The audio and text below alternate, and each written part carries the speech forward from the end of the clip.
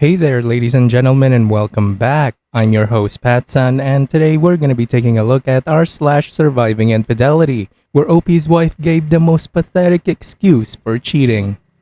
Let's begin. My wayward wife is incredibly stupid. Posted by Reddit user EasilyDupe422. I've been suspecting my wife has been running around on me for the last couple of months, but it was all gut feeling and no proof. She exhibited some of the normal signs like diet changes, beauty regimen changes, makeup every day and showers every day, where those were more sparingly before, and of course hiding the phone screen, eck. All that being said, however, I didn't really put it together until she gave me the "I need space" talk.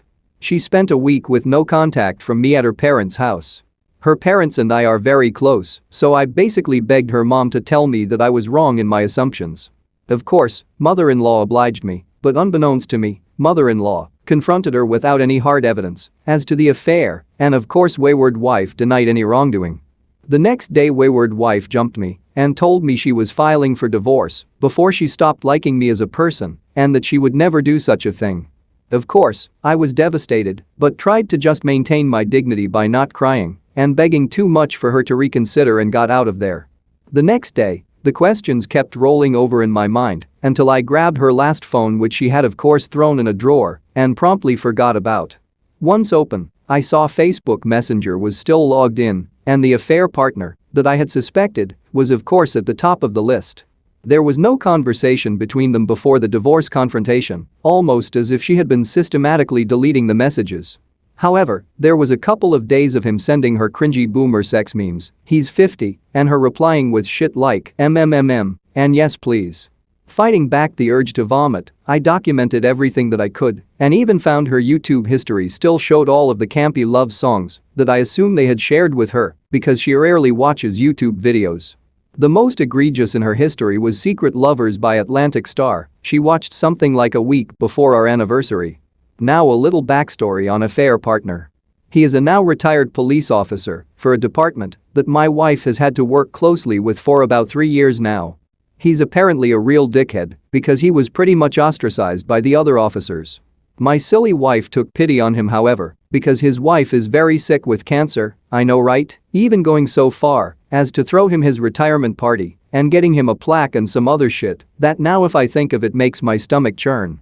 That all being said, I have packed all of her shit and she's basically just capitulated to everything that I wanted in the divorce. We have no kids and the house we live in is in my family's name, so this has been about as clean of a break as you could hope for. Wayward wife in this separation period is mentioned to her mom, who is hoping of course that the two of us reconcile, that she might be making a huge mistake. As if that isn't the understatement of the century. She has also talked to me and said that she would like to remain friends, and who knows, maybe in 2 to 3 years we might be right back together. The audacity. My question to you all is, should I just expose all of this? Should I confront her about it again so she can lie to me some more? Should I just fade quietly into the background as she fucks up her life this hard? The only problem is, if I expose her on all this shit, ultimately it just hurts a lot of innocent people like her parents and that poor sick wife that just so happens to have sentient turd for a husband. Also, this is a woman who I had loved at least at one time. Is there any way I could prevent her from going through with this? I'm really at a loss. First things first, my friend. If you are planning to divorce, meet with some legal options. Try to get the best lawyers you can afford. If you have any evidence from early suspicions about your wife, I certainly hope that you do. Keep that ammunition with you.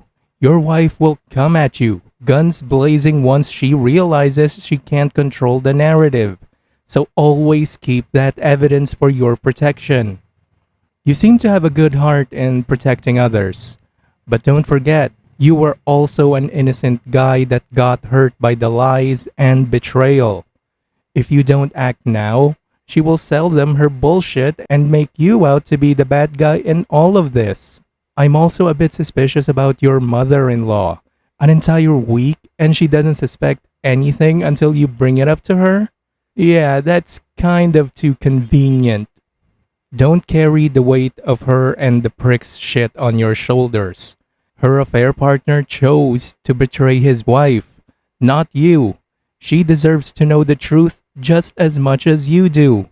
Your wife chose to break your family apart, not you. They're the assholes, and they know it. Especially the fact that she asked to be friends. So what?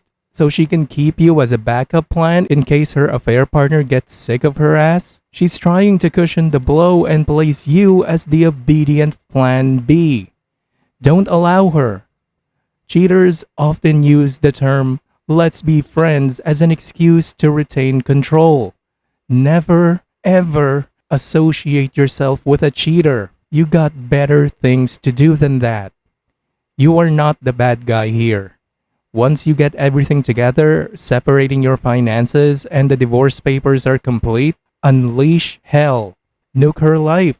Nuke both of their lives. They're grown-ass adults that needs to face the consequences of their selfish decision. Good luck, OP. I truly hope you post an update. Now, for today's second story. I thought I could trust her again, but it seems like I can't. Posted by Reddit user Punch My Alarm Clock. Back in 2018, my partner of 15 years had 2 emotional affairs behind my back. She eventually kinda came clean, but trickle-truthed me a bit and nuked all her email after I asked to see it, so I'll probably never know the full scope. We reconciled. She was pretty good about it, taking responsibility for her actions and never blaming me for her infidelity. Though I'd been having a hard time professionally and had neglected her, she never brought that up. It was pretty rough for a while, but by the time the pandemic started, I think we were doing pretty well, and I thought I had recovered from the PTSD. We had an okay time through the prolonged lockdown, and I felt we grew closer than we'd been before, and all was okay. Now that things are back in motion, she ended up with 2 weeks of travel across the country for work. She asked if I'd like to come along, and I gave a kind of lukewarm yes. I'm not a big fan of traveling, but then a month later she booked it without me, explaining that since she worked it out so that she could come back for the weekend, it didn't make as much sense for me to go. Okay. My yes was a bit lukewarm for sure, but it caused me a bit of a flashback. When she was being unfaithful, she implied she was going out to group events and invited me, but talked me out of wanting to go when it was really a one-on-one date. It felt a bit like that, asking me to ward off suspicion, but making sure I didn't say yes. During the first part of the trip, she saw an old, female, friend of ours that had known about her indiscretions and had encouraged her to cheat. After I found out about that, back in 2018, I said I was really uncomfortable about her continuing to talk to the friend. I don't recall if we'd agreed that she wouldn't anymore, but she stopped talking to her almost completely, much to my relief. It doesn't bother me that she saw the old friend, but she concealed it. She hasn't mentioned it at all, even when I asked, "Did you see anyone else we know? What else did you do on the day she saw her?" I only know about it because I went to do something for her on her computer and she'd left her email open and the blurb showed X location at YPM. I'll see you there. Now on the second part of her trip, I hopped on her computer to get her flight info. Before my eyes, I saw in her email that she deleted a Lyft receipt. It felt weird, so I dug it out of the trash before she deleted it completely and saw she was picked up first thing in the morning from in front of an apartment building a couple blocks away from the hotel she was supposed to be staying in last night. Also, last night she sent me an SMS rather than our usual chat saying it was blocked by the hotel network. I hadn't thought anything of it at the time, but in our usual chat, I would have seen her IP address. I thought maybe the weird pickup location was because she'd just been out for breakfast, although I couldn't see any restaurants near the pickup location on Google Earth, so I asked what she had for breakfast, and she reported that she ate at place near the conference venue with coworkers. And that was where the Lyft took her. Now if I confront her, I think in all actuality it'll be something benign, like the Lyft couldn't pick up on the major street where her hotel was, or that she'd been walking to the conference when coworkers called to suggest breakfast. Doing so will probably upset her, though we share access to our accounts. No one likes to be snooped on or accused. I do believe that if she was being shady, she'd confess if I confronted her. But regardless of the explanation, I think the real issue is that I just can't trust her. I thought I could, I thought I did. But given that I'm jumping at shadows over the smallest inconsistencies, it seems that I don't, and I don't know what to do about it. Well, OP, it seems like you can't trust her because she's continuing to give you reasons not to. Her nuking her emails should have sent you packing. Hell, you should have been packing the first time she cheated. It confirms that she was not telling you everything. Deleted texts or emails are admissions of guilt and should be considered a relationship ender. If I am ever cheated on, deleted texts or emails is an automatic relationship ending thing for me. The problem is, they never tell you anything you don't already know. She knew that those posts could keep her from changing the story into her favor or lessening the gravity of what she has done. I personally make it very clear in my relationships that if anything weird comes up, like suspecting of cheating, deleted texts or messages mean that I could assume the worst, that she has done the absolute bad thing, since there's no proof of otherwise.